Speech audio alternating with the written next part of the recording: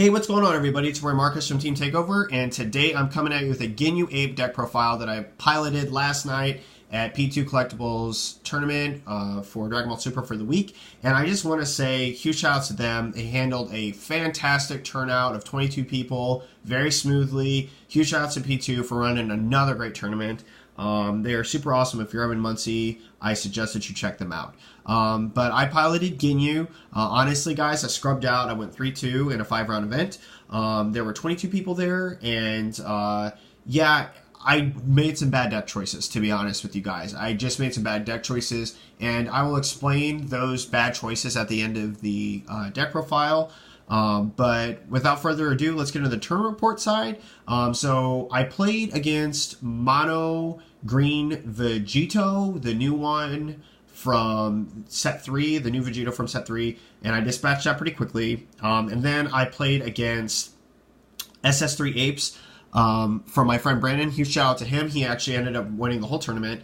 And I kind of dismissed SS3 Apes because I really felt that after you dropped 2 energy down to get that kind of objection level ahead, there was a problem with resource management, especially with the fact that the leader doesn't do anything for you until it's awakened. So he actually ended up winning the whole thing. So maybe I need to go back and revisit that, look at some tech choices, and see if I can figure something out. But at least for that variant, SS3 Apes, I had dismissed it. But he ended up winning the whole thing. So huge shout outs and congratulations to him. And yeah, it was a super great game. It was probably the best game of Super I've ever played. Super back and forth. I think it went about like 9 turns back and forth. And there was at least, I think, 10 to 11 attacks that eventually did me in. I was able to block like 9 things and respond to 9 different attacks. It was super cool. Round 3, I ended up playing Mecha Frieza, and I demolished it. I just demolished it. And then I played then against Bardock Apes, and Bardock Apes demolished me. I just got destroyed. My friend Adam, huge shout outs to him, he actually ended up getting second place. So it was SS3 Apes and Bardock Apes in the finals. So neither of those are mecha, which was just absolutely awesome to see. And huge shout outs to Adam. He piloted it very well, but he told me that he kind of had everything with his no openings. He was able to awaken when he wanted to, but not knocking anything from that. If you got it, you got it. He destroyed me. And then last round I played against Mass Saiyan Leader that does crits, the black leader that mills 3, and I dispatched that pretty quickly. I think it was a red-black variant. So Ginyu is super fantastic. This guy, I love him a lot. So basically what you do is you can, on this side, reveal life to your opponent, and if it is a Ginyu Force card that's not Ginyu, you can play it. If not, you add it to your hand. And guess what we play none of in the deck? Ginyu Force cards. So we just basically get to self-awaken and add 8 cards to our hand. Seems pretty good. And at 4 or less life, we can draw 2 to awaken. And on this side, you can take a life to give this card double strike, which is pretty absurd because your absolute defense grade King Vegeta can actually shotgun this if your opponent's in lethal into very deadly range. And then also when this card attacks, it draws a card. And to top that off, it has a third effect that we can't utilize because it requires you to have 2 Ginyu Force cards in play. It gains plus 5,000 during your turn. So overall, fantastic leader. Lots of room for improvement in the deck. And without further ado, let's get into the deck profile. To start off, we play 4 Lord of the Grapes. Lord of the Grapes, King Vegeta. I say grapes because that's what my wife and I call them. Great apes, grapes. But this card's super awesome because it tutors out any great ape you need in your deck. Your grapes just get to whatever you're missing for either March or for the absolute defense. You just get them, and I absolutely love this card. It's fantastic. Then we play 4 Youthful Bulma. This card is basically our Energy Boosted Majin Buu, increases the consistency of our deck, and is super pivotal for early game starters and turn 1 plays. And then we have 4 Prince of the Grapes, Grade 8 Prince Vegeta. This card is fantastic. It is a 20k critical blocker, and when it is played or comboed with, you can tutor a Grade 8 from the top 3 cards of your deck, add it to your hand, shuffle your deck, and put a card in your drop area. Fantastic card. Absolutely love this card. It's probably your main offensive weapon until late game. Then 4 of the card I kind of slept on. Bardock, Will of Iron. The reason why I kind of slept on this card is because I thought it was kind of bad because it's double strike, puts a lot of cards in your opponent's hand, so I wasn't a very big fan of that. However, the fact that it is a 20k double strike blocker, and in late game when they have like 2 life left, this card's fantastic. It just automatically becomes the best attacker because it in your absolute defense Great Ape King Vegeta can swing for lethal. So this card becomes pretty serious late game. Then 4 of the card I will now dub Skip You Back to Me. Flying Nimbus. This card's pretty insane just because overall you negate either their leader and they get 1 attack, or you negate a battle card and then they get 1 battle card attack and a leader attack. But the problem is you have blockers. So like you just block and block or block. Like it's crazy. So either way, Flying Nimbus is a super fantastic card. And then 4 of my opinionated best card of the game. Like, it's just so good. This is probably the best card, in my opinion, in the game. Reason being is that any card that can just generically search a whole pool of cards is awesome.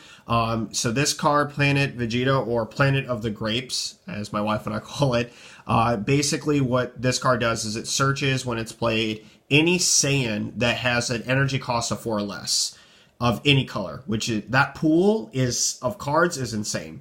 And then to top that off, this card also stands all Great Apes at the end of the turn. So you can swing and attack with them, and then they stand, and then you can block on your opponent's turn. Just absolutely absurd.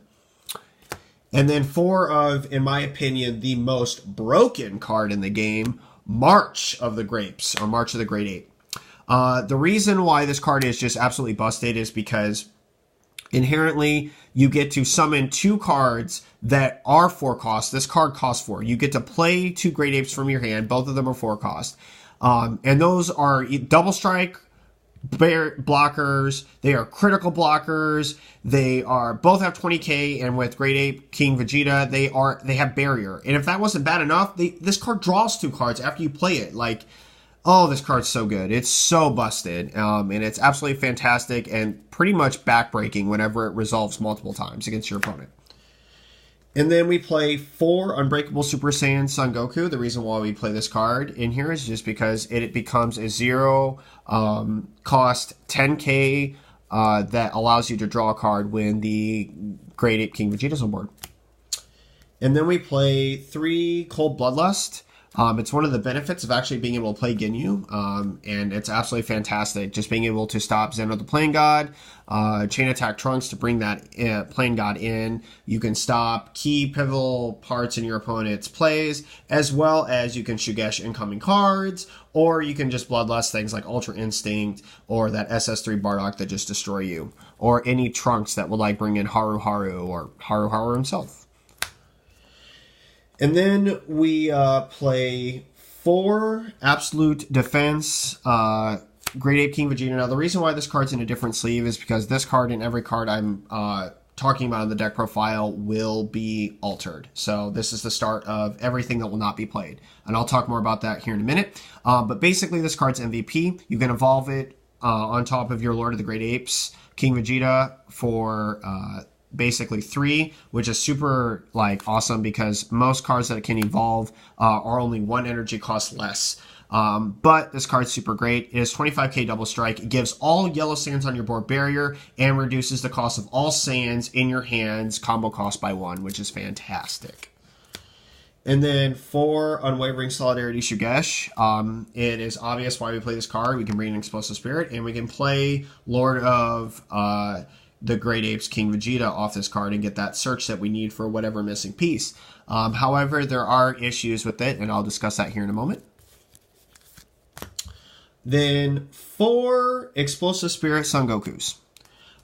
This card is also very fantastic. It's probably one of the best cards in the game right now. However, for this variant, there is an inherent problem with it, so it will be cut. But the fact that it is a blocker barrier, and then when it comes in either off Shugesh or you hard play it, it can pop a rested card, which means a card that could be currently swinging is super good.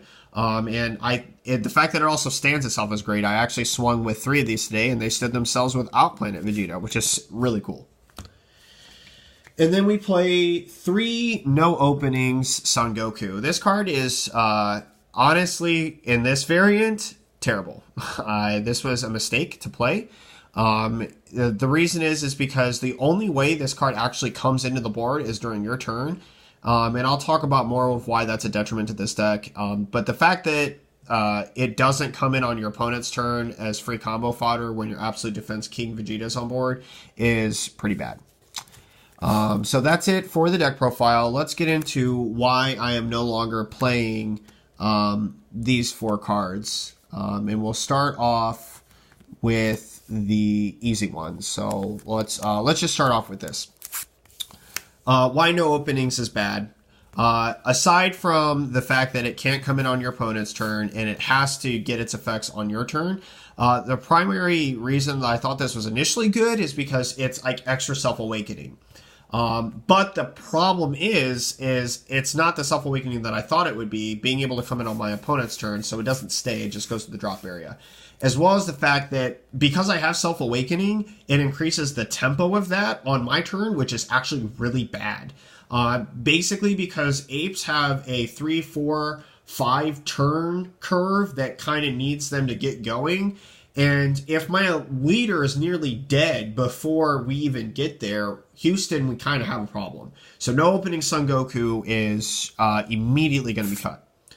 Absolute Defense, Great Ape King Vegeta. Now, I'm not cutting this card altogether. I'm just cutting one copy of it. And the reason why I'm cutting one copy is because usually I played this card by its second copy of me seeing it in the game. So everyone I saw after that basically was kind of bad. So I either searched it off Lord of the Great Apes King Vegeta and got it that way, or I hard drew it, meaning every other one became either charge fodder or combo fodder. That could be a different card. It actually did come up because in round 4, I actually drew all 4 of them before turn 4. So it was really bad at that point. This card could have definitely been a different card. So I'm cutting this by 1. These two. These two they kind of have the same problem. So I'm going to paint a scenario for you. Let's say my opponent swings with a battle card, and I negate it with Flying Nimbus, and I discard like a Cold Bloodlust out of my hand to make sure that they can only attack with one more battle card, and they're allowed to swing with their leader card. Then they swing with their leader card, and then I Shugesh to bring this in, and then they swing with their Great Ape, and then I block this. That entire exchange cost me 4 different cards. That's really bad. That's like really bad. And I was actually wondering like how I was getting out-resourced by a lot of my opponents today. That's why I was getting out-resourced right there. Secondly, Explosive Spirit has a lot of problems right now with Barrier. This card is fantastic and it's great. Do not get me wrong. Against decks that don't have Barrier, great card.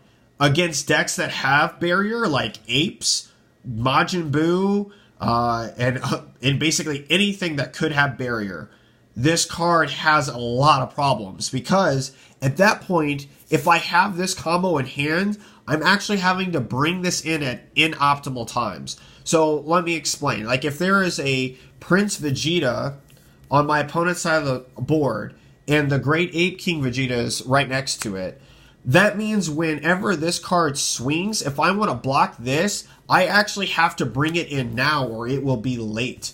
So, like, that's really bad. Like, and I didn't even realize that that was happening until after I took a closer look at the deck. And my friend Adam and I, huge shout outs to him, were kind of examining back and forth kind of where the timings of these cards were and why they were not good.